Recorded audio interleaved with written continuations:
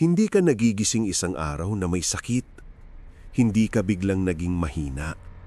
At hindi aksidente ang lahat ng nangyayari sa katawan mo.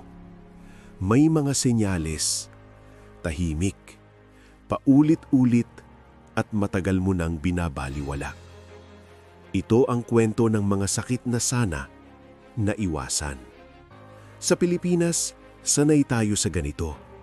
Kapag wala pang masakit, iniisip natin ayos lang. Kapag kaya pang pumasok, kaya pang magtrabaho, kaya pang ngumiti, iniisip natin walang problema. Okay lang, pagod lang. Okay lang, puyat lang. Okay lang, mawawala rin. Pero ang katawan mo hindi nagsasalita gamit ang salita. Nagsasalita siya gamit ang nararamdaman mo. Pagod na hindi na nawawala kahit natulog ka. Hilo na parang normal na lang.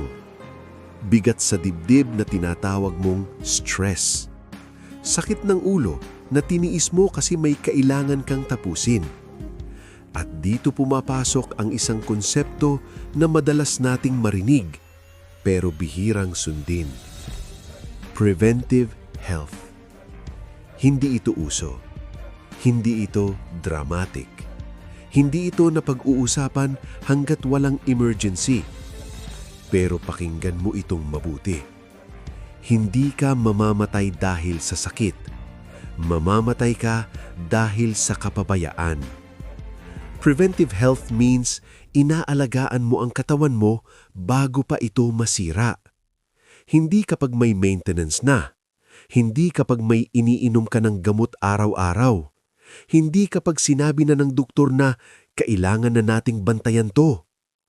Kundi habang kaya mo pang pumili, habang may lakas ka pa, habang may oras ka pa. Preventive health is respect. Respeto sa katawan mo na araw-araw mong ginagamit. Respeto sa buhay na ibinigay sa iyo. Respeto sa mga taong umaasa na nandyan ka pa bukas. Kung mahal mo ang sarili mo, bakit mo hinihintay na masira bago mo alagaan? Karamihan ng sakit, hindi dumarating ng biglaan. Hindi sila kumakatok sa pinto. Hindi sila nagpapakilala. Dumarating sila ng dahan-dahan. Sa bawat gabing kulang ang tulog. Sa bawat araw na pinili mong umupo kaysa gumalaw. Sa bawat pagkaing alam mong hindi mabuti pero kinain mo pa rin dahil minsan lang. High blood pressure, diabetes, sakit sa puso. Hindi sila aksidente. Iniipon sila. At ang masakit, akala mo wala lang. Ang sakit ay hindi sumpa. Ito ay resulta. Resulta ng mga desisyong paulit-ulit mong ginawa. Resulta ng mga bagay na ipinagpaliban mo. Resulta ng mga pagkakataong pinili mong wag makinig sa katawan mo. Aminin natin, hindi tayo natuturuan. Hindi ito priority sa bahay. Hindi ito priority sa trabaho. Mas mahalaga ang deadline. Mas mahalaga ang overtime. Mas mahalaga ang konting tiis pa. Hanggang dumating ang araw na ang katawan mo na ang magsasabi, hindi na pwede. Walang overtime ang katawan. Kapag sumuko yan, tapos na. Ang preventive health ay hindi tungkol sa pagiging perpekto. Hindi mo kailangang baguhin ang buong buhay mo sa isang araw.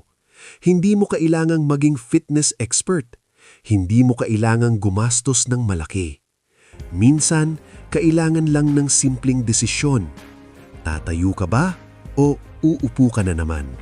Matutulog ka ba o magpupuyat ka na naman? Iinom ka ba ng tubig o soft drinks na naman?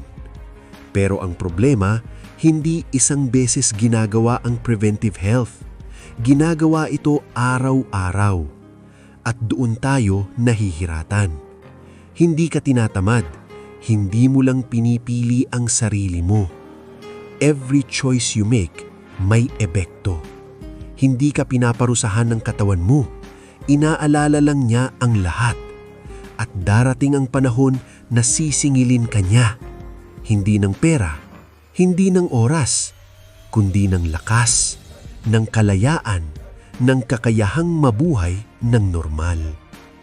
Ang tanong ay hindi kung magkakasakit ka. Ang tanong ay kailan. At kung mangyari man yun, handa ka ba?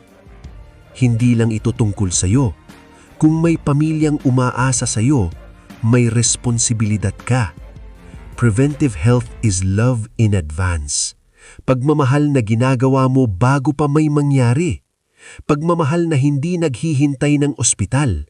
Pagmamahal na hindi naghihintay ng diagnosis. Hindi ka disposable. Hindi ka palitan. Hindi ka pwedeng pabayaan. Sa ospital, iisa ang linyang paulit-ulit mong maririnig. Kung alam ko lang, kung ginawa ko lang, kung inalagaan ko lang. Pero ang preventive health ay hindi ginagawa sa huli. Ginagawa ito habang may pagkakataon ka pang umiwas sa pagsisisi. Walang rewind ang katawan. May desisyon ka lang ngayon. Hindi mo kailangang baguhin lahat simula bukas. Simulan mo ngayon kahit isa lang.